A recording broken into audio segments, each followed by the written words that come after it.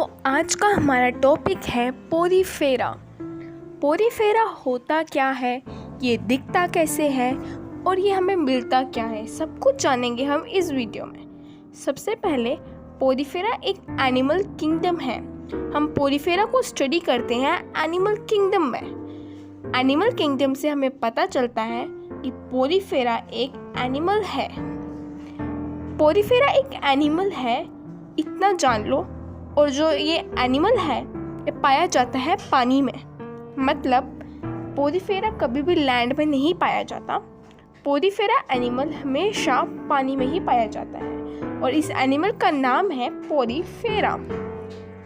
यह एनिमल पानी में पाया जाता है, लेकिन इसकी पूरी बॉडी में पोर्स होते हैं, मतलब इसकी पूरी बॉडी में छेद होते हैं। जो ये एनिमल है पोरीफेरा, इसकी पूरी बॉडी में छेद होते हैं जिन्हें हम पोर्स कहते हैं। इसलिए पोरीफेरा का मतलब होता है पोर बियरर्स, और इसीलिए पोरीफेरा का नाम पड़ा पोरीफेरा। ठीक है, पोरी मीन्स पोर्स, फेरा मीन्स बियरर्स। हमने ये भी जाना कि पोरीफेरा का नाम क्यों पोरीफेरा पड़ा। पोरीफेरा पानी में पाए जाते हैं, लेकिन एक और बात, जो पोरीफेरा है ये कभी भी ठंडे पानी में नहीं पाए जाते। ना ही ये ठंडे पानी में पाए जाते हैं और ना ही ये शैलो वाटर में पाए जाते हैं। मतलब जो ये एनिमल है ये पानी में तो पाया जाता है, पर वो पानी ठंडा नहीं होना चाहिए और ना ही वो ज़्यादा गहरा पानी होना चाहिए। गहरे पानी और ठंडे पानी में ये एनिमल नहीं होते और ज़्यादातर ये एनिमल मेराइन होते हैं, मतलब सी वाटर में पाए जाते हैं ये एनिमल, और कुछ फ्रेश वाटर में भी पाए जाते हैं। जो फ्रेश वाटर में पाए जाते हैं जैसे स्पॉन्जिला, जो फ्रेश वाटर में ये एनिमल पाए जाते हैं पोरीफेरा, उनका नाम होता है स्पॉन्जिला। होते तो ये पोरीफेरा ही हैं, पर जहाँ जहाँ पे ये रहते हैं उस कंडीशन के हिसाब से इनका नाम भी अलग हुआ। जैसे फ्रेश वाटर में पाए जाते हैं है तो पोरीफेरा, पर नाम पर क्या, स्पॉन्जिला।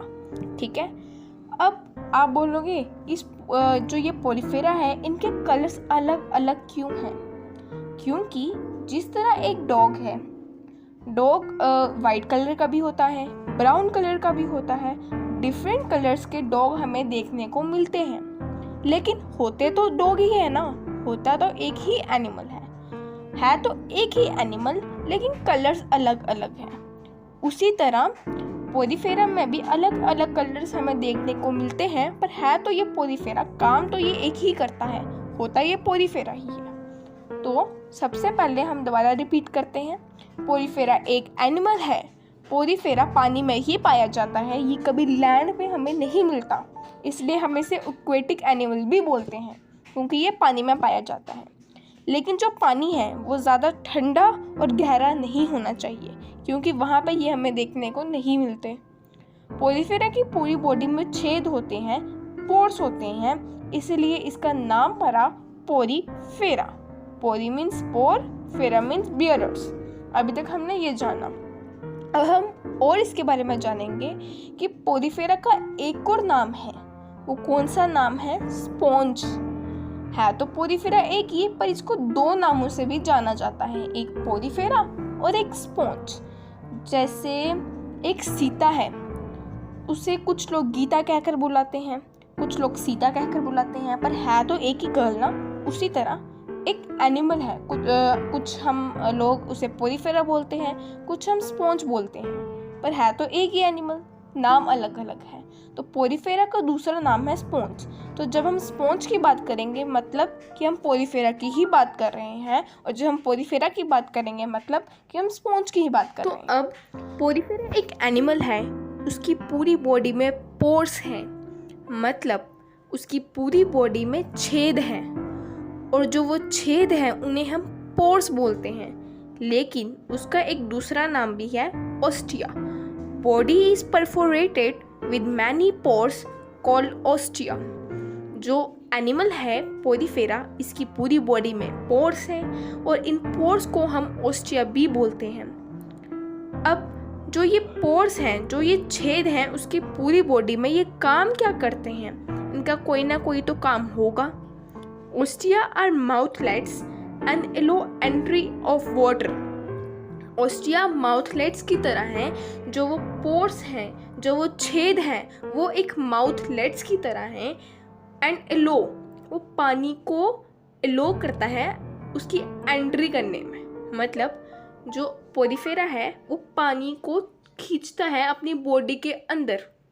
पोरिफेरा की बॉडी में जो पोर्स हैं, छेद है, ये पानी को एब्जॉर्ब करता है। अगर एनिमल है पोरिफेरा, उसको भी तो पानी चाहिए ना, उसको भी तो सर्वाइव करने के लिए पानी चाहिए। अगर पानी उसे नहीं मिलेगा तो वो सर्वाइव कर ही नहीं पाएगा। और पानी लेने के लिए वो अपने पोर्स की मदद से वो पानी को एब्जॉर्ब करेगा अपनी बॉडी के अंदर। ठीक है। अब पोरिफेरा के पास पोर्स होते हैं, और वो क्यों होते हैं? क्योंकि वो पानी खींचता है अपनी बॉडी के अंदर। लेकिन पोरिफेरा के पास ऑस्क्यूलम भी होता है। अब ये ऑस्क्यूलम क्या है? जो आप स्क्रीन में इमेज देख रहे हो पोरिफेरा की, उसके ऊपर जो होल है, गोल है, बड़ा सा सर्कल टाइप है, जो होल है, सर्कल है बड़ा सा, उसे हम ऑस्क्यूलम बोलते हैं। जो उसका सबसे ऊपर गोल आपको दिख रहा है, इसे हम ऑस्क्यूलम बोलते हैं। जिसकी वजह से आप कुछ भी, अगर कोई भी चीज़ आप उसके अंदर डाल सको तो आप ऑस्क्यूलम की वजह से ही उसके अंदर डाल पाओगे, तो उसे हम ऑस्क्यूलम बोलते हैं।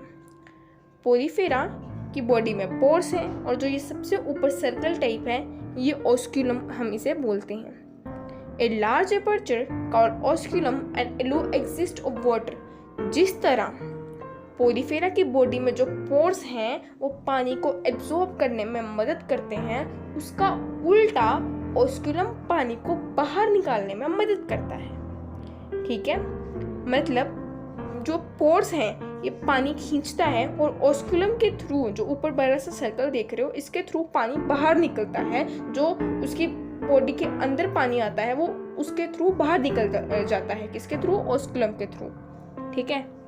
हमने सबसे पहले जाना पोरिफेरा का मतलब पोर बेयरर्स होता है, इसे हम स्पॉन्ज भी बोलते हैं। इसकी पूरी बॉडी में पोर्स होते हैं जिन्हें हम ऑस्टिया भी बोलते हैं, और इन पोर्स के थ्रू पानी एब्जॉर्ब करता है ये एनिमल अपनी बॉडी के अंदर। और जो ऊपर बड़ा सा सर्कल है, इसे हम ऑस्क्यूलम बोलते हैं, और इसके थ्रू जो पानी एब्जॉर्ब करता है पोर्स के थ्रू एनिमल, ये ऑस्क्यूलम के थ्रू वो पानी बाहर निकालता है। ठीक है। हमने ये जाना।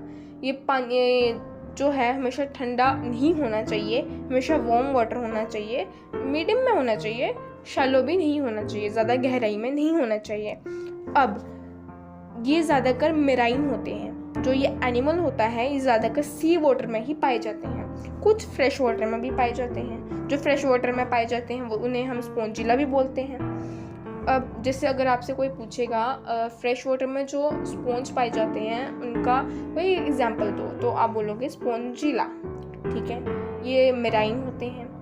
अब ये एसिमेट्रिकल भी होते हैं। मतलब इन एनिमल को हम दो भागों में डिवाइड नहीं कर सकते, तो हम कह सकते हैं ये एसिमेट्रिकल होते हैं। हम इन्हें बराबर दो पार्ट में डिवाइड नहीं कर सकते, इसलिए हम इन्हें एसिमेट्रिकल बोलते हैं। Some sponges are found in fresh water, also like spongilla, मैंने आपको बताया। अब adult sponges are sexual और sedentary, but their larvae are motile। जो ये स्पॉन्ज होते हैं ये सेक्शुअल और सेडेंट्री होते हैं, मतलब ये अपनी जगह से हिल नहीं सकते। सेडेंट्री मतलब इनके पास लोकोमोशन नहीं होता। जिस तरह एक ट्री अपनी जगह पर ही रहता है, वो कहीं और नहीं जा सकता, उसी तरह ये भी अपनी जगह पर ही रहते हैं स्टेट। इसे हम सेडेंट्री बोलते हैं। ये लोकोमोशन नहीं कर सकते, मूव नहीं कर सकते, अपनी जगह पर ही ये स्पॉन्ज हैं जो ये रहते हैं। लेकिन इनके जो लार्वा होते हैं वो मूव कर सकते हैं। बट ये लार्वा आर मोटाइल। मोटाइल मतलब मूव।